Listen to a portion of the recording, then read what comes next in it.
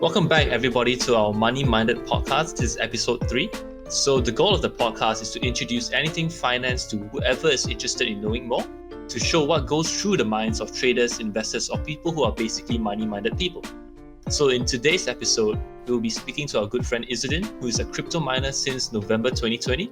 He's been riding the crypto market even before the recent boom, and he shares his experience and journey with us. Yeah, he runs an Instagram account where he shows you his journey in this crypto mining, and he also shares some knowledge, and we'll definitely link it in the description below if you want to check it out. His Instagram account is called the RoyalMiner, and without further ado, let's get right into our chat with Izzudin. Welcome, man. Why don't you tell us a bit about yourself?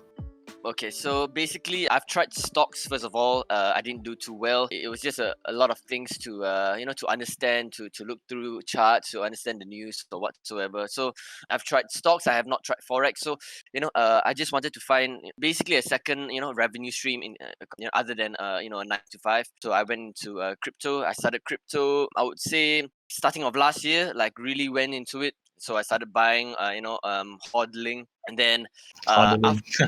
That's like one of the major terms everyone is into right now, right? Yep, definitely. Yep. So a few months after that, I went into mining. So I actually went into mining, without any knowledge. I watched a few videos here and there, and then on the day itself, I just placed my orders for every single component of my mining rig, right?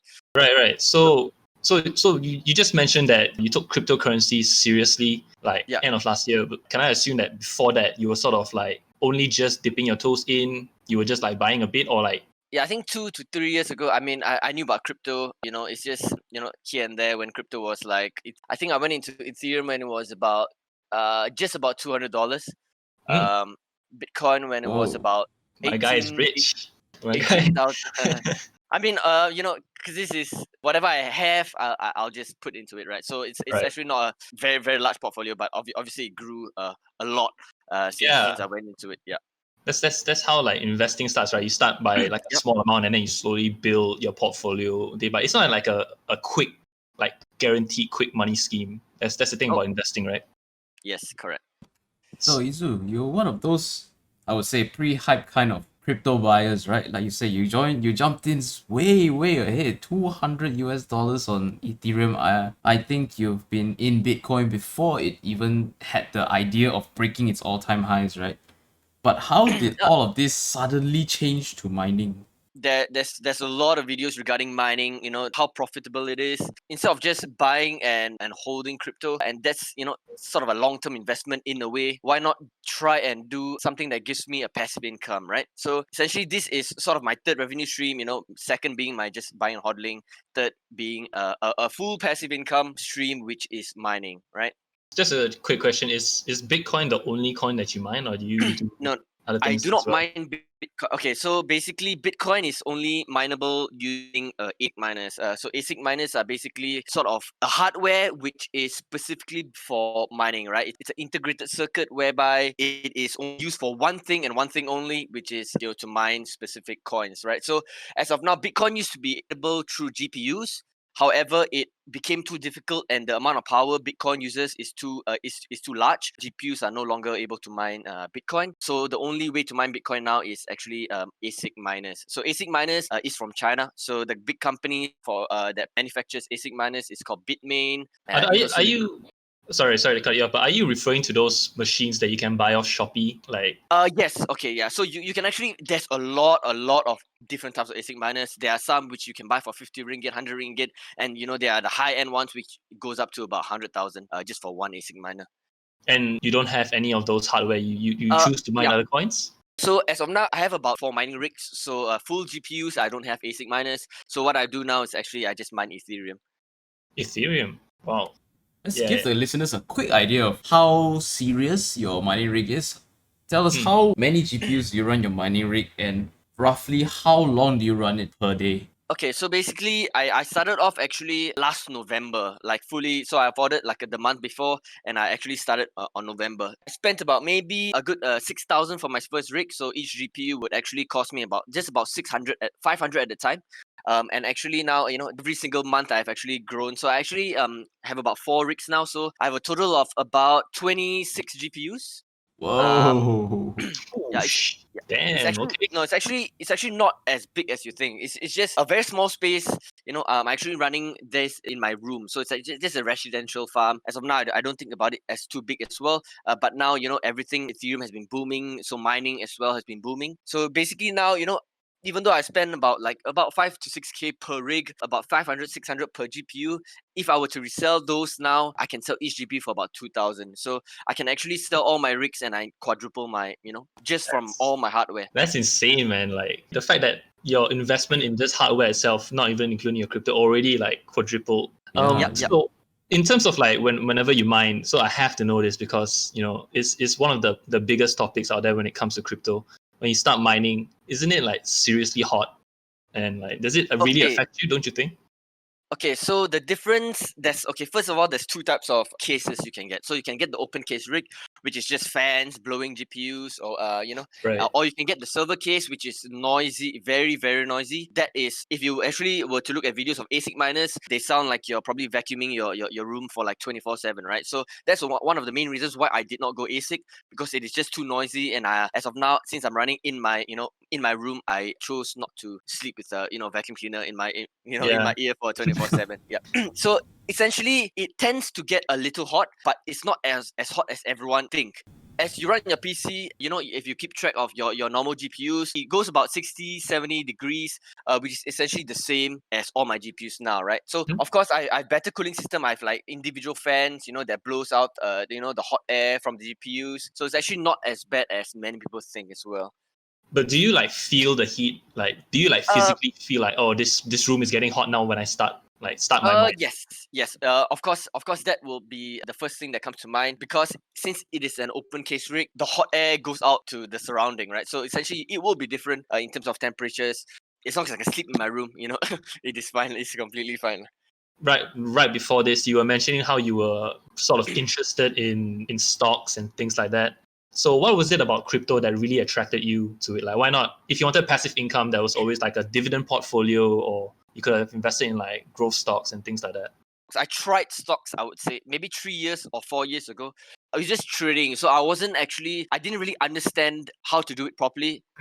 So like reading through charts, reading through whatsoever. There's just too many technical, sort of things that I'm not really interested in. The moment I went to crypto, I felt like that there was just too many other ways to earn from cryptocurrency, right? So Right. instead of just stocks holding, obviously investing in like a S&P 500, Nasdaq, I went into crypto. Crypto, there's staking, which gives way more returns, compared to conventional banking systems now, where they give obviously the economy is not so good now. Peanuts in terms of like interest, right? Is that Yep. where you're going to? Yep, Yeah. Really exactly. I mean, peanuts. there is stable coins. If you guys don't know what stable coins is, it's basically it's backed by another sort of currency or value, right? One of them is USDT. I would say the most famous stable coin, which is probably top, I think, top five, top six in market cap at the moment. And if you actually look at staking USDT, you get 10% per year, which is ridiculous if you My compare to a lot of different things. 10% per year without much risk, would you say?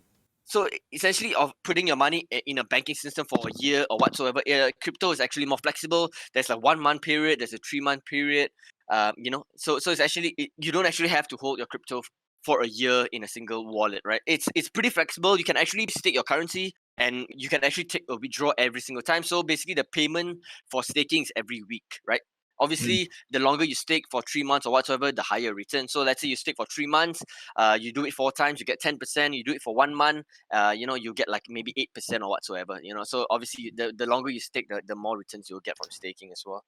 And the thing about staking is that the returns are like guaranteed, right? There's no like Yes, fluctuations when it comes to. yes, correct. Because what you're getting back is obviously in crypto, not in US dollar, not in any other currency as well. As crypto increases in price, your staking rewards increases as well, right? So Yeah. So moving on to like how crypto has affected your personal life, like what does your parents or your friends, what do they think about it when you tell them that you're a miner? Or do they even know that you mine Bitcoin so or Ethereum? I mean, first when I started like November-ish, I told my dad I'm gonna build a mining rig, and he's like, he doesn't know what I'm actually trying to do. So basically, what mining is essentially, if I'm sending, let's say, if I'm sending any currency, let's say Ethereum or Bitcoin to Zen, there's a transaction process or validation process which needs to be verified, and that's where miners come into play. So that their whole process is just to validate that transaction, and once that transaction has been validated, the crypto will be, Zen will receive the crypto, and it will be on the blockchain, right? So essentially, everything is recorded down. Essentially, miners' very basic understanding is they validate transactions so that it can become on the blockchain. So were your family like alright with it? Did they have like no? So it actually, they were very skeptical about it because radiation, all these different things, But in the end of the day, if they don't understand it, it's very very difficult for me to teach them or to let them know. Yeah. But as the months progress, I show them what I made. I show them what, because I pay for electricity or whatsoever now. You do. I'm pretty Yeah, I sure do. that that's happy about it then. Oh yeah. I mean, as long as I pay what I'm using, I pay for my aircon as well because I'm using it. Like Right, yeah. basically 24/7. Yeah. So they were very skeptical. As long as I'm paying, and I showed what I made every single month, they were like, you do you, because essentially this is just all my own investments, which Yeah. that's why I only started one rig, and then from then on I just expand. So basically, as of now, I'm fully into crypto. I do not keep a lot of ringgit with me. So whatever I have, I'll just invest in crypto, whether buying more GPU. So another thing that I'm doing as well, since the GPU mining market has been increased in terms of value, I'm actually also flipping GPUs at this point of time. Nice. That means so it's not just crypto you're sort of investing in. You're also like flipping hardware as well. Yeah, because everyone wants to get into crypto, but even though they want to get into mining, it is very, very difficult because GPU is one of the hardest things. I see a market for it, so I just went into it. So whatever I can get, I'll just buy and then immediately sell. A few weeks ago, I bought 20 GPUs. I would say a month ago actually. 20 GPUs. I gave away 10, to my friends, and I sold the other 10. So basically, I bought each GPU for about 150 ringgit each, which was dirt cheap, and I sold each GPU for 1,200. Yo, this guy, true hustler, man. Yeah, this guy is hustling for real, man. Like you even embrace the own cost of electricity, which is something that I want to get into like right now. Before we jump into costs, right? I'm sure most people who are listening at this moment are thinking, how do you actually make money mining Bitcoin? Because it might not be as obvious to most people as it is to us, right? So how do you actually make money from mining? Okay, so basically, let's say whenever you transact cryptocurrency to anyone, there's actually a transaction fee, and that transaction fee actually goes back to the blockchain, right? So that transaction fee gets paid out to the miners. So let's say I transfer you like maybe 1 Bitcoin, and there's a transaction fee of like 15 ringgit. Whoever validates the transaction actually gets that 15 ringgit. So it's as simple as that. Whenever a miner validates a transaction, we get rewarded with all these coins. Now, this only applies to proof of work, which is basically coins that are mineable, such as Ethereum at the moment, such as different coins. Bitcoin is a proof of work as well, which you can mine Bitcoin. So there's two different ways. One is proof of stake, which there are a lot of coins such as Cardano, such as Polkadot as well. All these coins are non-mineable coins. So basically, it's very simple. Whenever I make a transaction of moving cryptocurrency to another user, if that miner competes with every single one in the whole world, and they actually confirms the transaction, the first person to confirm the transaction gets that fee. So in terms of profits wise, I can obviously discuss later on in terms of what I just make from these 4 rigs as well. Just to take it out to like the hardware issues, right? So when you actually mine the Bitcoin, like where is it actually stored? Is it stored on your computer? So basically, how crypto is moved is basically just a wallet address to another wallet address, right? Right. So you essentially can move it to anywhere. You can actually move it to an exchange to sell it immediately. Like every month, you can just sell it immediately, or you can actually move it to your private wallet and just keep it and hodl. So there's actually many ways to do it. At the moment, how I do it is basically I use a platform called NiceHash. They are basically a hash power marketplace. Where basically I am renting out my rigs for people to buy, and they actually pay me in Bitcoin. So even though I'm mining Ethereum, people are paying me in Bitcoin to actually get my whatever I'm mining Ethereum to themselves, right? So it's more of a different way instead of like the conventional way, mining directly into a mining pool and getting Ethereum or whatever coin you're mining. However, since I'm running a few rigs, I want a platform where I can control and manage all my rigs, which is why I chose NiceHash to do it. So In terms of like the security of NiceHash, are there any like caveats that the viewers may need to know of if they want to use NiceHash? Yep. So basically, NiceHash, they actually have been hacked for. I think back in 2017, which was I think a few thousand bitcoins they have lost, but they have actually gave all of it back already. That is the reason why I have no problem with NiceHash, even though it took quite a while for them to return. It is a lot of money because back in 2016, 2017, Bitcoin was a few $1,000s. Now it's in tens of thousands of dollars. Imagine paying that back. So if they did not return, I would have not considered using NiceHash as well. Now I'll consider using other platforms as well. So basically, whatever I mine, it will go to my NiceHash wallet, and from this platform as well, I can actually exchange to other currencies. I can actually exchange to Ethereum, Ripple, USDT, and then I can actually cash out from there. So it's a very all-in-one platform, I would say. I'm sure we've enticed the listeners with how well you're doing just mining Bitcoin, right? A very different perspective from the usual buy and wait for the price to go up and sell. You're actually creating these coins rather than waiting for them to appreciate.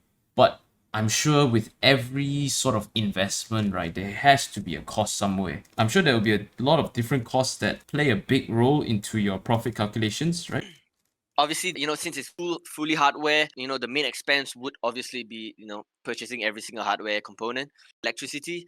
Other than that, there's maintenance as well. Maintenance only happens if, let's say a part of the mining rig, when it burns out, that will play a cost in maintenance. But I've been mining for a good 7 or 6 months now. I've never ever bought a replacement component at any point in my 6 or 7 months of farming. So the only cost at the moment for me is electricity, which I can go in detail about it later on. So GPUs obviously is the large chunk of every single rig, and in terms of electricity, although I'm paying about 1,005 per month, that's not as much as what I'm making just from these 4 rigs. So you pay 1,500 a month. How often do you mine? So my mining rigs are on 24/7. Ooh. Yeah, Okay. I feel like if you want to go to mining space, your mining rigs have to be on 24/7. Because basically all these estimated, income or revenue would be based on 24 hours. So let's say you don't mine for half a day. Let's say you want to sleep, you're actually losing a lot. If you were to do it for the whole month, you're actually losing, instead of like making 10,000, you're making 5,000. So mining has to be 24/7. But do you ever run the risk of overheating, or even worse, the worst case scenario? Is there the risk of your rig blowing up? Is there a risk when Okay. you're asleep and then it just like poof? Okay, so my first rig cost me about 6,000. If I were to go for like cheaper stuff, like cheaper power supply, cheaper motherboard, or whatsoever, I actually can spend just about 4,500. But I actually wanted the best of the best power supply. So my power supply on my first rig cost me about 1,500. So it's a very good power supply. So I wanted the best for my first mining rig. So in terms of blowing up, okay, first of all, let's start with GPUs. GPUs, you have like 6 to 8 GPUs or even 12 GPUs in a single rig. The chance of it blowing up is actually not high because of the fact that that's where undervolting comes into place. So that's where you actually control how much power you want your GPU to use, right? So at the moment, I'm using lesser power than intended, even lesser than my normal gaming PC. So the risk of that happening is actually very low. So in terms of components, there are actually a few components where you can go secondhand. But the first hand one, the brand new ones, I would always recommend power supply because that is the most important. And then motherboard as well. GPUs, you will not be able to go brand new unless you were to go like 20 series, 30 series GPUs, which is almost impossible to get now because there are just too many miners in the market. You will always have to test whenever you buy one. In terms of blowing up, yeah, I would say the chance of that happening is actually not as high as you think. So you talked about like the best mining gear that you can go in. Like you said, it's like the 20 series, the 30 series. So if I was a new miner, right, and I didn't really have that much money and I wanted to start mining to make, in your words, Sure. passive income, what is like the minimum graphics card that I need? Okay, basically now, if you actually know when you get a GPU, there's a sort of VRAM, so it's like a 4 gig GPU, 8 gig GPU, if you notice, and that comes into play when it comes to mining, right? So basically, whenever you actually try to mine a cryptocurrency, your GPU actually builds up a DAC size. So basically, this DAC size is based off your GPU's, I would say, memory, right? So 4 gig, 8 gig, or whatsoever. So recently, last December, 4 gig cards are no longer able to mine Ethereum, right? So I'm basically talking fully Ethereum now. So you need a minimum of 6 gig cards or 8 gig cards, 8 gig memory GPUs to be able to mine Ethereum, right? So as of now, the best cards in terms of your ROI, I would say the RX 580s, the AMD cards, the P106. So basically, P106 is basically a GTX 1060, which Nvidia has made modified it to fully mining computing power, right? So so the 1060 6 gig cards and the RX 580s, in terms of budget wise, it is probably the best. Look at your ROI, So how much would the graphics cards cost right now? Okay, so like I said, the mining industry has been booming. So the RX 580s at the moment, they go for about 1,006 to 2,000, and I've got it for about 500 each back in the day, right? So if you're looking at 8 GPU rig, it will actually cost you. You probably have to hit that 10,000 mark, which is very very expensive. Which Yeah. I wouldn't recommend anyone going into it now, because of the fact, if you were to plan to mine Ethereum, you should take a look at Ethereum 2.0. So basically, what Ethereum 2.0 is, which is due to hit mid-July this year, Ethereum is moving from proof of work to proof of stake. That means that you are no longer able to mine Ethereum, right? If you ask me why I mine Ethereum, Ethereum has been the most profitable cryptocurrency to mine, even compared to Bitcoin, due to the fact that Bitcoin uses too much energy, so that what you're actually paying for in electricity actually is a very very big amount compared to Ethereum, right? So Ethereum, in terms of profit wise, you're making 3 times more compared to mining Bitcoin, right? So if actually take a look at this year and last year alone, a lot of mining farms in Malaysia actually got raided because of the fact that they actually stole electricity. One of the main reasons why I think this is very very common is because when you mine Bitcoin, which is through ASIC miners, and these ASIC miners are unable to mine like Ethereum because they're only built to mine a specific algorithm, which is Bitcoin. Bitcoin's algorithm is SHA-256, if anyone wants to know. So basically, in terms of, let's say, one of my mining rigs makes about 2,000, 2,500 a month. I'm only paying about 300 in electricity just for that rig. Whereby let's say, if you have ASIC miner mining Bitcoin, you're making 2,500 for that Bitcoin ASIC miner. You're paying about like 1,005 in electricity, right? So the difference between mining Bitcoin and Ethereum is very, very big. That is the reason why a lot of farms, in my opinion, do not pay electricity, or they tend to steal from TNB because of the fact that the difference is just too large. So do you think that no matter what coin I choose to mine, I'll always end up profitable? Do you At the think that's moment, the case? yes. But back in the day when actually Bitcoin had its downfall in 2018, 2017, whatever coin you mine, it is not profitable, right? Because everyone is selling it. So basically, if there is lesser transactions on the blockchain, or let's say Bitcoin is at an all-time low, no one wants to buy, no one wants to sell. There's no transaction to be verified. That's Right. where miners, if there's no validation to be transactions to be validated, miners don't have anything to validate, and you do not get any returns, in that way. Because how miners earn is obviously the more transactions there are on the blockchain, the more transactions you have to validate, and equals to the more revenue you would actually get as well. So at the moment, it is very very very profitable to mine. I would say most of the coins are very very profitable. Yeah. So right now, the crypto market space, like recently only, for me and probably with Zen, we are relatively new when it comes to cryptocurrency, right? Because of that whole hype that happened like a few months back. Yeah. Elon Musk, a lot of big investors went in. So what do you think? What is the main reason why, in your opinion, it is right now 2021 that all of a sudden cryptocurrency is suddenly becoming so volatile, so legit in some Okay, sense? so basically, first of all, there are a lot of ways how crypto can go down, up and down. Obviously, it's following, I would say the large some of it would be obviously the stimulus packages that US has been giving out, to 3 trillion or whatsoever. The US dollar has been devalued, I would say 93%, I think, which obviously people would just want another sort of asset in terms of holding there's no point, in my opinion, there's no point holding fiat currency. Like there's just no point holding like ringgit, dollars, or whatsoever. Instead of like you have to put your, I would say, you have to put your money to work somewhere, right? Right. um Right.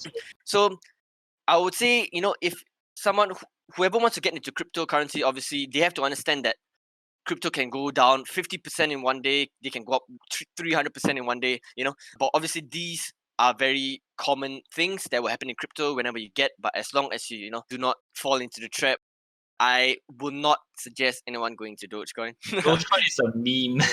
Yes, It's a yes. literal Did meme. you It was hold any created. Dogecoin? No, I don't believe in Dogecoin, and I don't think I ever will, because of the fact that whenever I go into a cryptocurrency, or let's say I want to invest in cryptocurrency, I need to understand what they try to achieve, right? What they aim to achieve.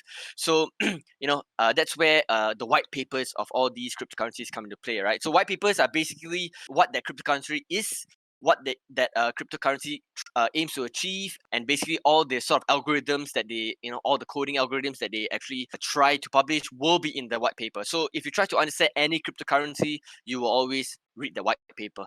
So that is one of my opinions as well.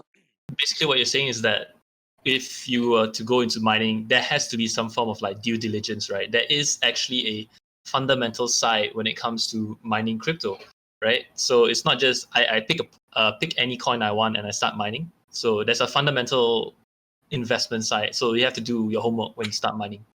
As a miner, I would say it's a bit different, because as a miner, you just want to mine the most profitable, no matter what coin it is. So that's my opinion. That's the only reason why I'm mining Ethereum, because there's no other reason to mine anything else. So basically, the second most profitable coin at the moment is Raven coin. Most people haven't even heard of Raven coin, and the difference between profits wise, Raven coin is like Ethereum is like probably double compared to Raven coin as well. So all these, there will always be coins to mine that's always profitable, but for miners, it'll be different, in my opinion. Always mine the most profitable coin. Essentially, that's essentially about it. Right. So if you don't mind me asking, like, what are your future predictions of cryptocurrency? Do you think that it will become eventually become the norm of exchange? What are your opinions of like the future? I mean, just the past year, a lot of, like you said, a lot of big companies have actually implemented some sort of payment through cryptocurrency. The first being PayPal, and then if you actually take a look at all these different companies, Grayscale Investment, so they are very just big hedge funds in the US. Grayscale, MicroStrategy, obviously Tesla bought in Bitcoin as well. So that there will always, there has to be a reason why they actually went this way. And in my opinion, it will be I would say, first of all, Bitcoin is a store of value. I think it will be a way to transact in the future as well, because Tesla's accepting Bitcoin, as a payment. So that's a very very big step in terms of accepting payments in cryptocurrency for any assets or that you like to purchase. So what are your thoughts on the arguments against crypto, such as like, it's bad for the environment? Recently you had India who completely banned cryptocurrency. Like, Yep. what do you say about those things?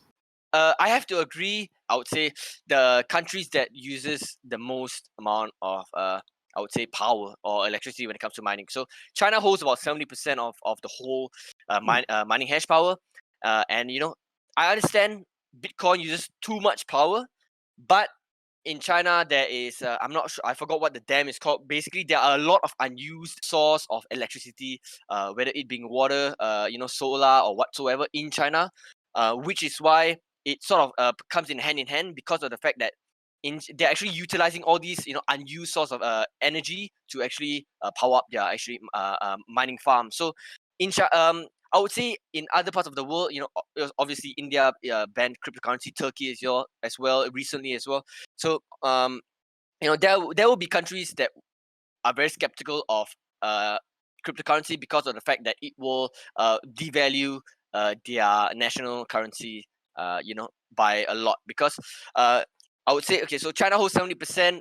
Nigeria is, I think, second or third country, because of the fact that the government wants to control every single one using their national currency as well. So everyone is actually going into crypto. So Nigeria is actually, or I would say Africa is actually one of the countries which are actually heavily invested into mining. Malaysia is actually the third, which is very very surprising, in the whole world. So Yeah, it's funny you should say that because like recently I've been reading a lot of news reports where people are getting busted for stealing energy yep, and using it to mine crypto, right? yep, It's like there are people who owns like millions of dollars of, I think it was those mining rigs that you can get off Shopee. yes, It's correct. insane. It's insane.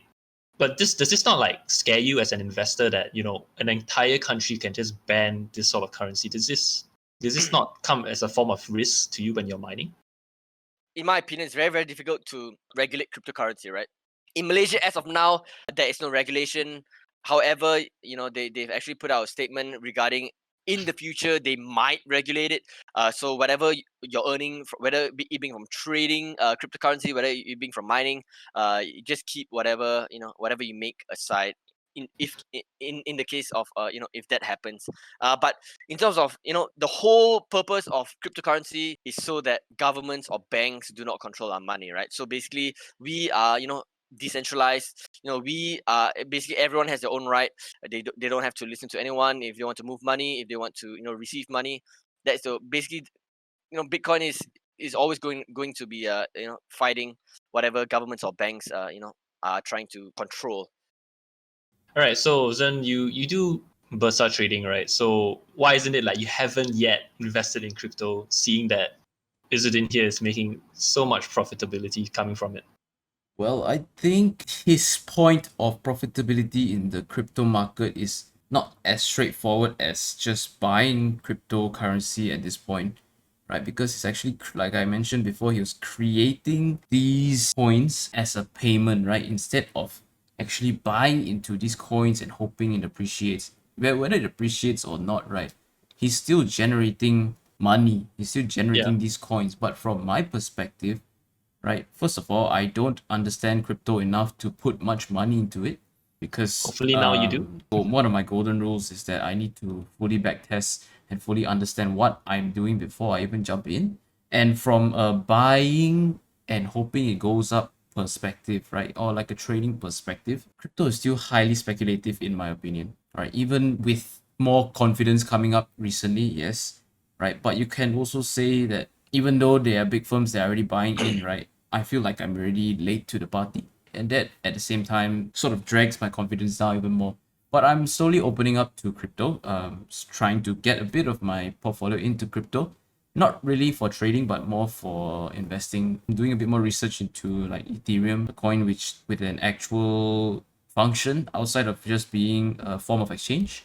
And yeah, Yep. if I could go into mining, I would honestly try to get into it because now that you see the results, right, when you think about it, it's sort of like a no-brainer, right? Once you generate enough coins to sort of cover your initial investment for the hardware, which I think is not too high, right? The initial investment is quite okay. So I think it's very accessible to jump in. The only issue right now, like you said, is that the demand is so high that it doesn't make sense to jump in right now, right? Because your cost for one GPU is like 4 to 5 times the actual Yep. value.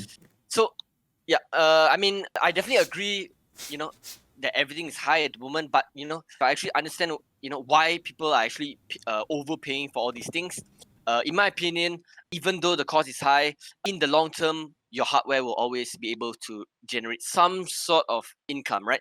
So whether it being, instead of if Ethereum 2.0 hits, it becomes a non-mineable coin. Instead of making 10,000, you're still making 5,000 for let's say the period of your obviously your GPU, because of the fact that like I said before, GPUs you're not able to get brand new because all these GPUs have been has been out for a very long time. 580s has been out for 3-4 years. So it's very, very difficult to get a brand new one. So in terms of the I would say the lifespan of this is obviously not as long as obviously a brand new one. um but as long as you cover your initial investment, I would say no matter what price point you go into, obviously it has to the price point you go into has to make sense. As long as you cover that, you're essentially getting in my opinion free money. In my opinion, yeah, mining is a very interesting perspective for crypto, especially in such a hot market, right? I think Yep. mining is one of the lowest risk methods with one of the best returns so far, as long as you know what you're doing. Yep. Right. One reason why I've been reluctant to jump in as well is because of how committed I am to trading stocks.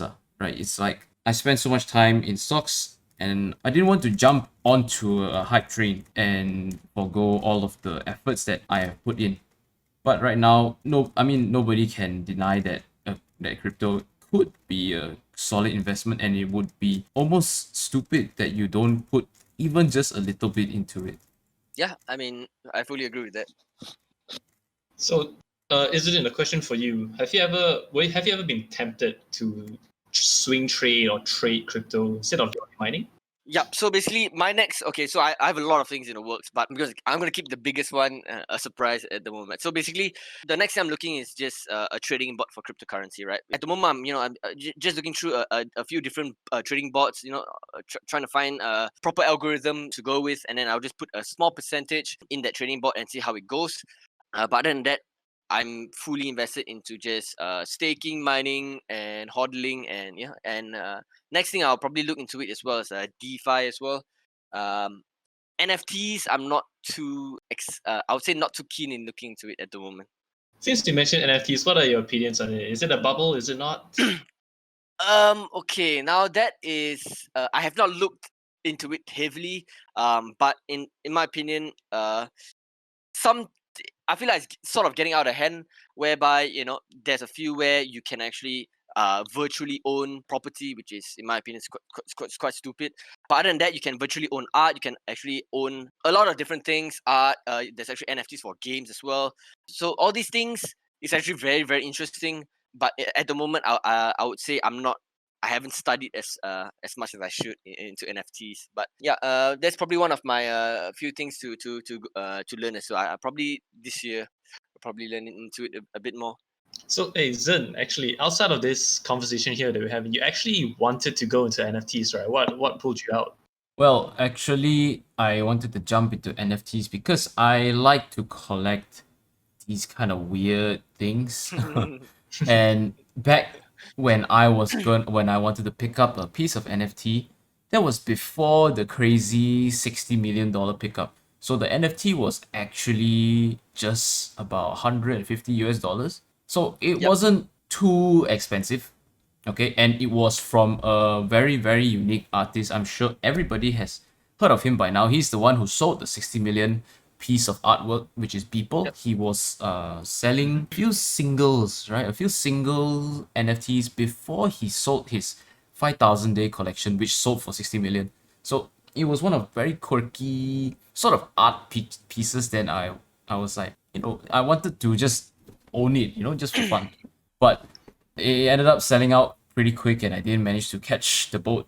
So unfortunate. If I if I caught that 150 US dollar NFT, it's probably gonna be worth like tens of thousands of US dollars. But you know what? Can't think that way. I mean, I wouldn't have sold it anyways. I wanted to own that funny little piece of art. You Worth would have been a 150 millionaire, man. bucks. Just saying. You could have been a If only I potential bought all of it, right? Yeah, but the thing Uh, about NFTs is all about exclusivity, right? It's about Yep. something that I own that you can never own unless I let you own it, right? That's how the value comes into it. one for one, like one of one. If you see value in that, if somebody else sees value in that, then you can't say that there's no value, even though there's no underlying value, even though it's just literally digital art that all of us can own, right? But NFTs just make it so that I own the original. And I guess if people see value in that, right? It's the same as real art nowadays. You see how many Mona Lisas do you see, but there's only one with the certificate, right? Right. I'm pretty sure it's not a certificate. Is it a certificate? Nah, dude, Yeah, it's a it's signature certificate or of not? authenticity. Yep. Yep. Oh, yeah, You. So I mean, like Zen said as well, the NFT that sold for 60 million. I actually watched a few videos of who owned it. That person is at the moment, he's a Bitcoin fanatic. So he's probably I think he's a billionaire now, and I think he's based, if I'm not mistaken, somewhere in the Middle East. So so basically he bought that NFT because it's just like spare change to him. But So in terms of like a social standpoint, like we know that mining is so profitable. What do you think is keeping people from mining other than the fact that it's probably expensive in terms of like, okay, like you say, it's the minimum cost of mining is about 10 grand. What do you think that people right now aren't mining when they so can? I feel like the biggest bubble is if someone is not interested in cryptocurrency, or if someone does not believe in cryptocurrency, I don't think there's any way of convincing them to mine, right? Because they don't really understand what they're mining, and if they don't believe what what a cryptocurrency is, that is probably something that you probably have to ignore. But for those who are in cryptocurrency, mining will always be sort of a go-to when it comes to making a passive income or whatsoever. What is stopping, in my opinion, from people obviously One of them, I just said that regarding people are skeptical about cryptocurrency. Second of all, it's not as difficult as many people think, right? Even though it's essentially it's just a PC with more than one GPU, right? It's as simple as that is. So when I started mining, I know I essentially have never fully built a PC on my own, and it took me about maybe a week or so to fully understand every single thing to make for my mining rig to be up and running. So it's not as difficult as people think. It's just turning on your PC, leaving it on the side. But I would say people should try to understand. I guess first of all, cryptocurrency. Why cryptocurrency? All these different reasons why mining.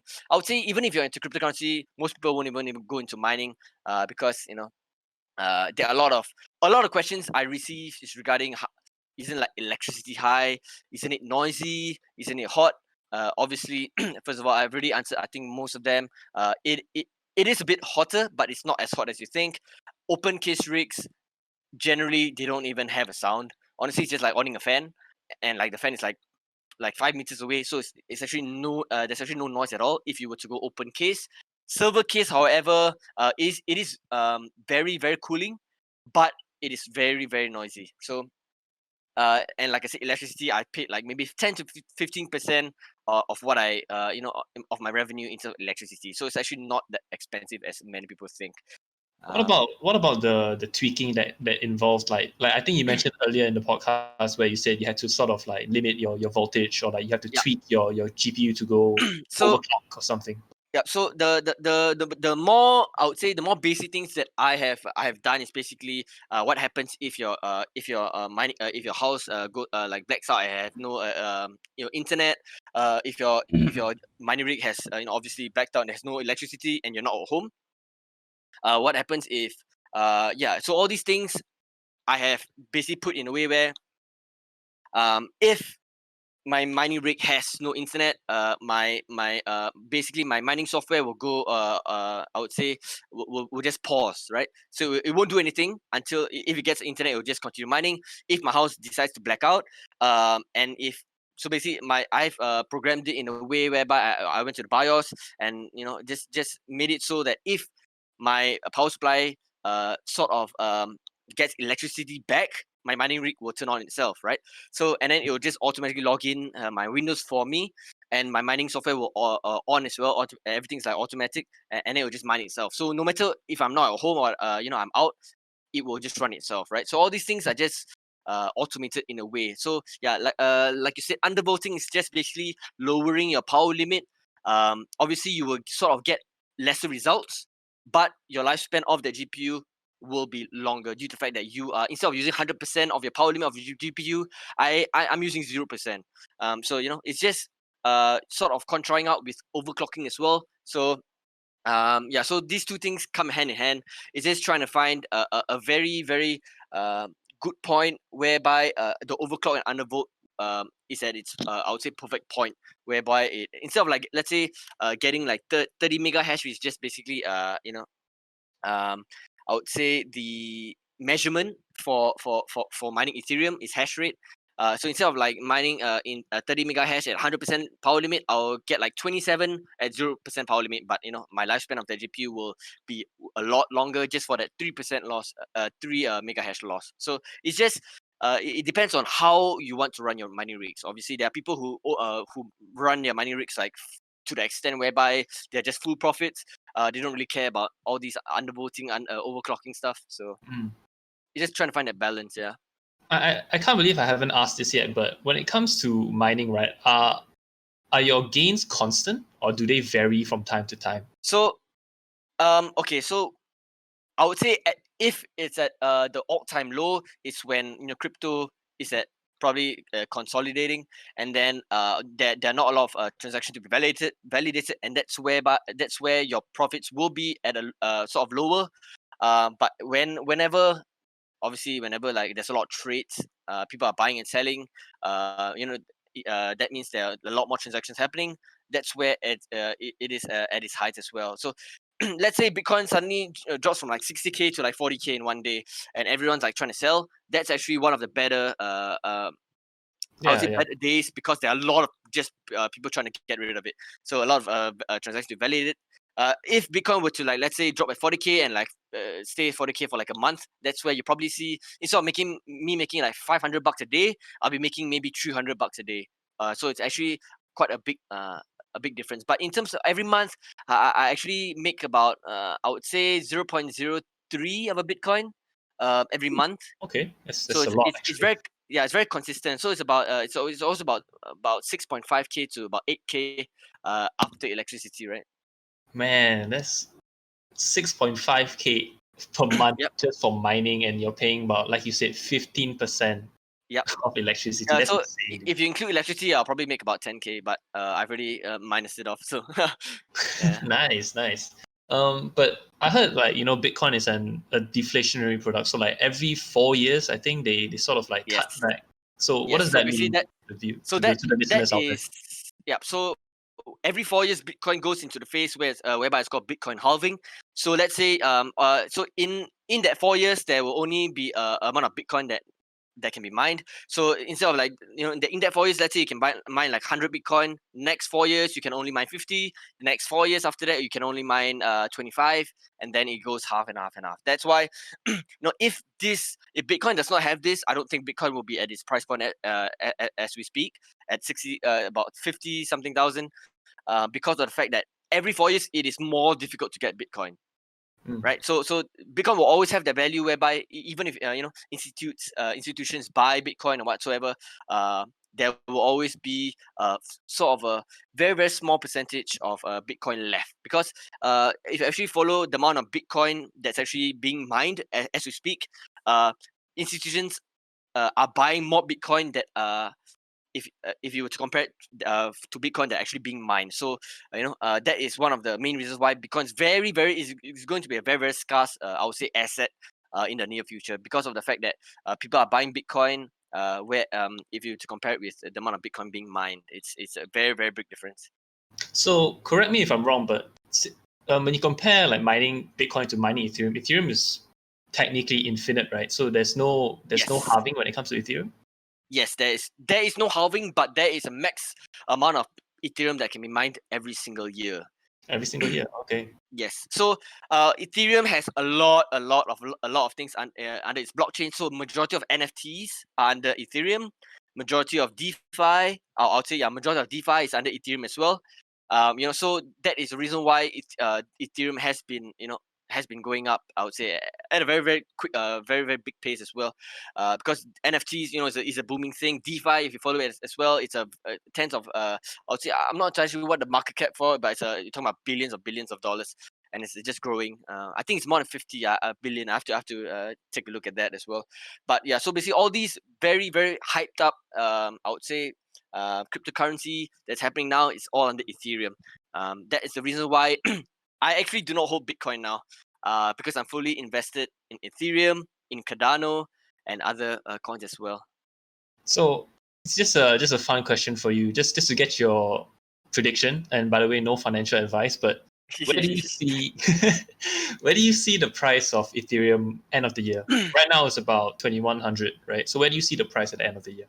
So I feel like it has to be where Bitcoin will end, because Bitcoin will always be that first move, I would say. That Titan, right? Yeah. Yes, it will always be the Titan. And obviously, other than Bitcoin, they are called altcoins. So all these different smaller coins will always follow the movement of Bitcoin. In my opinion, like you said, it's not financial advice. In my opinion, but I think Bitcoin may hit about 120,000 this year. 120. Wow, okay. At the pace of where it's going. Every single month. So basically, we have been in a green zone for about 6 or 7 months now for Bitcoin. In history, we have never done that, right? So in 6 months, we have always seen a new all-time high since last year, November-ish. I'm not entirely sure which month. Yeah. So if Bitcoin were to hit about 100,000, so that's probably like almost a double. You can probably see Ethereum close to that as well. Like the price of Ethereum would double, or like Double. the price. Correct. Oh, sorry. I was thinking like the price of Ethereum would like match Bitcoin or something. Nah, that's probably not gonna happen this year. So, with the logic of Bitcoin having a limited supply and Ethereum having a limited yearly supply, right? And Yep. assuming that the popularity of mining will probably pick up the pace, especially I think after we bring light to it, would a higher competition affect your results? Because Okay, yeah, you're gonna definitely. compete, right? Yes. So what every single miner will have to face is that they are facing every single person in the whole world, right? It's very simple as that. So whoever validates the transaction first, the first person to do it, they will receive that reward. So as there are more people in the space, obviously there'll be more people to compete with. Therefore, you will sort of, in that way, if you think about it, you will have lesser rewards, right? Because there are more people in the space. As crypto value goes up, that will sort of play a role as well. If even if there are more people in the space, if Ethereum were to go up, it comes hand in hand. Essentially, you won't even see sort of the difference. Crypto goes up, more people in the space. So basically, what you're getting back is probably lesser Ethereum or lesser whatever currency you're actually mining, but that value is up there, so it actually has the same value as like a few months ago if you compare Right, it. makes sense. Yeah. Yep. So in terms of the crypto market, right, people are saying that it's a cyclical thing. Do you think that right now with all this big retail investments coming in, do you think that that still holds up? Yeah, I would say so. I would say so. So that now all these big retail investors are coming in, it's not going to be as bad as people think that it is. Like Zen said earlier as well, if you were to plan to buy in the future, you probably won't be able to buy Bitcoin in the future, because just all these big institutions are just trying to snatch up as much as they can. I would say the biggest financial institution that I think they are called BlackRock, and they currently hold about close to 700,000 Bitcoin, which is just ridiculous as well. So and if you take a look at MicroStrategy as well, they bought Bitcoin an average price of 21,000, and they have about close to I think 100,000 Bitcoin now as well. So all these financial institutions, and they hold the most amount of assets. There will be way more companies that will go into Bitcoin as well. So You've been mining for like what 7 months now. How often do you cash out? So I cash out every month. So basically, I sort of track my journey. I have a sort of an Instagram page for that. Yeah. I cash out every month. I just cash out what I pay for electricity, and then the rest I'll just keep and hodl. So, Or if I actually see like a upcoming coin, like a very very small market cap compared to like a Bitcoin Ethereum, I will just convert that Bitcoin into whatever coin I plan to go, and then I just hodl as well. So it's just mining, keeping, and then paying what I need to pay. So so what is essentially, this Instagram page? So let the viewers know so they know where to get their Link in info the from. description below. yeah. So my Instagram page is the RoyalMiner. It's just my personal account whereby I just give sort of the basics of how to mining, the basics of cryptocurrency, and my monthly income as well when it comes to mining. So instead of like just being a normal cryptocurrency page, instead of like all-time highs, it's just sort of I just want to sort of educate people into mining. Obviously, I'm not going to push anyone to start mining. It's just that if you want to learn more about it, feel free to ask me, because I'll always be I'm also interested in getting people into understand why I chose mining as well, because I actually got into my sort of closest friends into mining as well. Let's be real, man. Like the more people you convince into mining, the more competition you're gonna have in the future. Oh yeah. I mean, it is a no-brainer, because if you were to spend about 6,000, your ROI is about 3 months, right? So, what investment at this point of time, like other than trading, like passive income, will give you an ROI of 3 months, and after that, it's just free money, right? So, that's why mining is obviously will be a skeptical thing, but if anyone is always interested, they can always let me know. First of all, I will always try to understand why you choose mining. I want to understand whether it is good reason or not. But it's always fun for people to ask questions regarding mining. Isn't the only reason to mine is to make money? Isn't that like the general? Yeah, okay, so mining, yes. But I would say you have to understand what crypto is first before you even touch mining. Right. Like I say, it's very difficult to sort of teach anyone who does not have any knowledge on crypto to go into crypto, right? I think as simple as Izu makes it sound, right? I'm very, very sure that there are probably still a lot of small nuances, a lot of small details that do make big differences that will probably only come out when you face those problems. And I think that is one Yes. thing that everybody has to keep in mind if interested in jumping into mining. Yeah, like Zen said, I completely agree with that. Like I say, it took me 1 week, even after I received all my all my components. It took me 1 week to fully make sure that my mining rig works without me touching it. Right. like I said, when it blacks out, when internet dies or whatsoever. So it actually took me a week, like probably I would say a good 6 hours a day, just for me to understand, to go through every single problems that it may face. So first of all, if you overclock your GPU too much, your GPU will crash. So that is the reason why if you were to start your mining rig, your PC will have to crash in order for you to find the perfect amount of overclock settings that you need, right? So that is one of the main things as well. You have to find that balance until your PC crashes. Find that setting just before your PC crashes, and that's your overclock settings that you will want to use, right?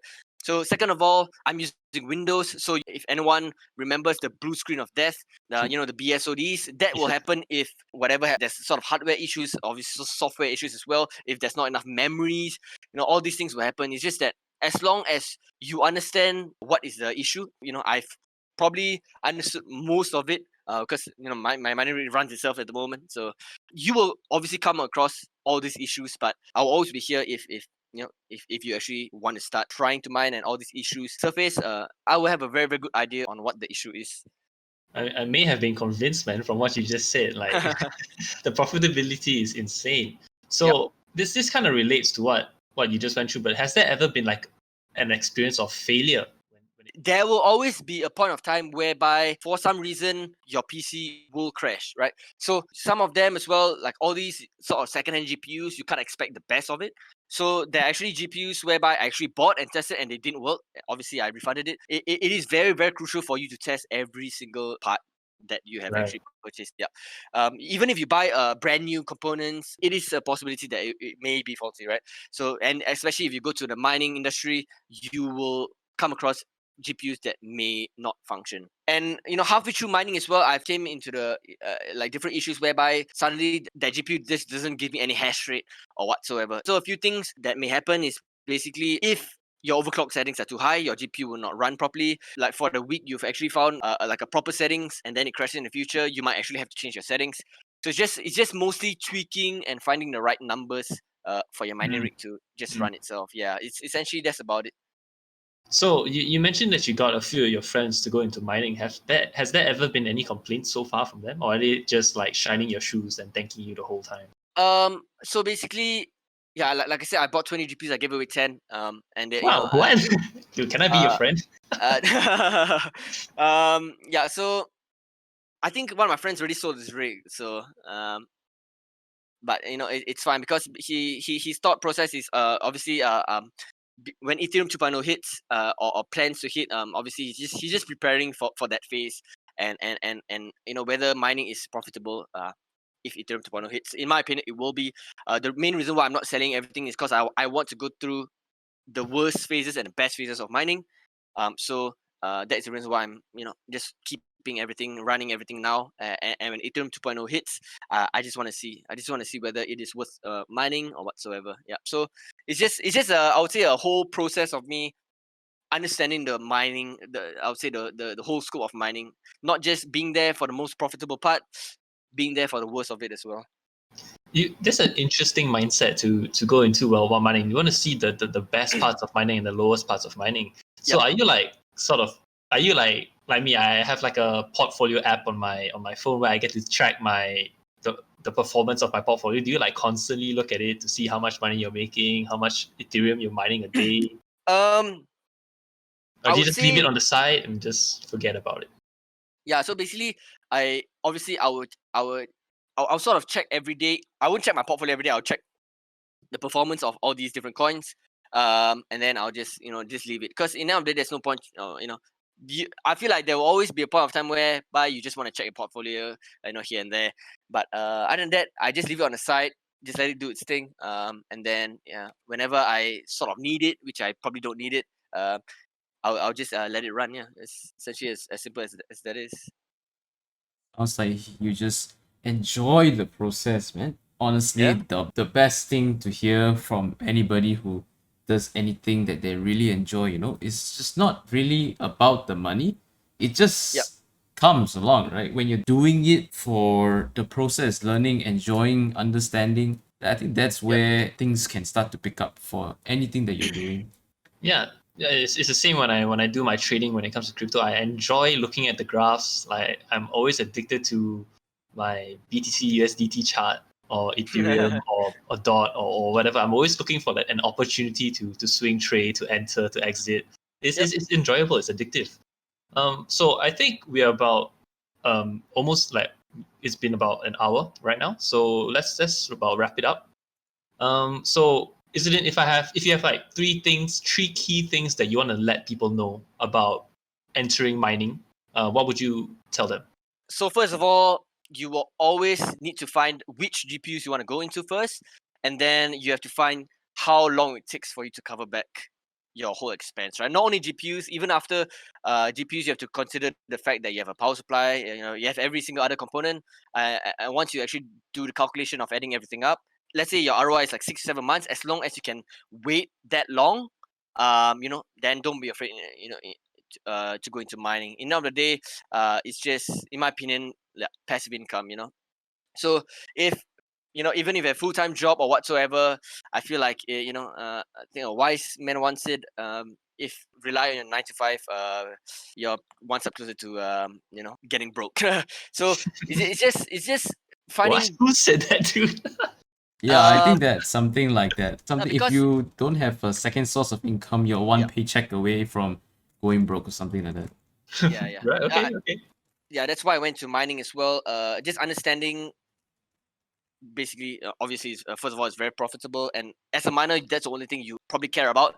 So if Ethereum is not the most profitable coin, you don't even want to mine Ethereum now. You just want to mine the next coin, the next best coin, right? So in terms of mining, so my second I would say tip would be, obviously, understand what you plan to do with what you get, in terms of what coins you get, whether you want to stake, whether you want to sell. It's technically up to you. I think what he meant is go in with a plan, okay? Go in with a plan and stick to your plan. Don't just jump in because somebody said it can make money, and then when you Right. are halfway through, you're like, okay, now what? Okay, don't do that. Always Yes. have a plan, okay? Always. Yeah, I definitely agree with that. I mean, because mining, in the end of the day, you're just getting crypto, and you can do a lot with that cryptocurrency as well. Like staking or whatsoever. But just have a plan instead of just mining for whatever reason you have to mine. Yeah. So always just have a plan on the future, whether what you want to do with your crypto. So I think last but not least, I would say I'll move towards more cryptocurrency. I think instead of mining. I think if you want to start cryptocurrency in general, always read the white paper, because that will technically give you an idea of what that cryptocurrency is, and whether always read their pipeline as well. See what their future plans are in the next 6 months, in the next year, in the next 2 years. Whether you see a future of it, whether there's any big companies backing them up. So all these will come into play, and then if you are satisfied with whatever they're trying to achieve, always help out, always look for different opportunities in the crypto market, because I do not trade cryptocurrency at the moment. That's probably out of my scope as well. So I'm mostly focusing into understanding cryptos, understanding mining, and understanding why institutions buy into cryptocurrency. Obviously, there are a lot of analysts saying that Bitcoin will go like 500,000, whatsoever. That's just too long term for me. So, but as long as you understand why you go into cryptocurrency and why mining, that probably is the biggest reason to think about. I have one last question for you. Where do you get your news from? Is there a specific website that you go to, or a specific YouTuber that you listen to? Yeah, so I go to a few different YouTubers. So for mining, I like to watch Red Panda Mining. He's a very chill guy to work with. He does like showcases of people's rigs on his streams, on his live streams. He will always update you on basically the best things to mine, different platforms to mine as well. And then obviously there are other YouTubers I watch in terms of price prediction. Obviously that I'm not really interested in that, because like you said, crypto is just too volatile. I like to understand Tesla buys into Bitcoin, or any other big companies buy into any cryptocurrency, and why they pick cryptocurrency instead of other sort of assets. Right. Just to recap your three key things, so the listeners can sort of digest it easily. The first thing is to understand your hardware and do your homework when it comes to your ROI. The second one, if I'm not mistaken, was look for the most profitable coin, was it? Yes. And the third one would be do your due diligence. There is a fundamental side to cryptocurrency, and you got to do your homework. All right. Thanks, Izzudin, for being on the Money Minded podcast. It's a pleasure having you on. It was an interesting topic. I'm seriously very into crypto currently. Yeah, thank you very much. Thank you for having me. And again, for anybody who's interested, all his links will be in the description, and you can go ahead and follow him. Definitely worth following over the next few months, because I think this thing can take off to new levels. So, to the listeners out there, let me know your thoughts about what you think about crypto mining, crypto investing. Are you a miner? What rigs do you use? What are your opinions on mining? Let us know down in the comments. So, hope you guys enjoyed. Hope you guys learned something new, and I'll see you guys in the next episode of Money Minded.